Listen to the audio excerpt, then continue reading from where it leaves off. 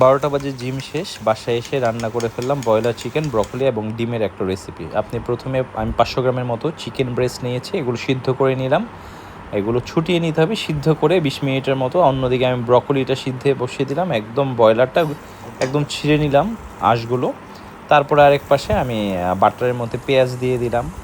তারপরে আমি দিয়ে দিব যে মরিচ আর কিছু মশলা, এগুলো মশলাটা যার যার ব্যক্তিগত বিষয়।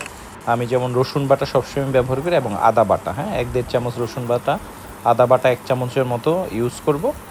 তারপর এর মধ্যে একটু চাট মশলা দিব, বাসায় বানানোই থাকে বিভিন্ন ধরনের মশলার মিক্স, এটা না দিলেও হয় অনেকে।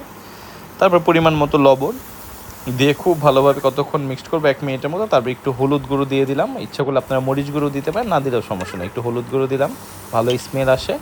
তারপর ব্রকলিটা প্রথমে দিব, 3 থেকে 4 মিনিট এভাবে নাড়াবো। তারপর আমি এই যে মানে ব্রয়লার চিকেনের যে ঝুড়ি ছিল, যেটা মাংসটা ছিঁড়ে ফেলেছিলাম, সেটা দিলাম। এরপরে 3টা ডিম জাস্ট ফেটিয়ে দিয়ে দিলাম। এরপরে কাজ হলো নাড়ানো। আপনি 5 থেকে 10 মিনিট, 10 মিনিটের মতো নাড়ালেই হয়ে যাবে সুস্বাদু এবং খুবই টেস্ট হয়। অনেকে ভাবছে টেস্ট হয় না, কিন্তু দারুণ টেস্ট হয় এবং স্বাস্থ্যসম্মত, খেতে পারেন।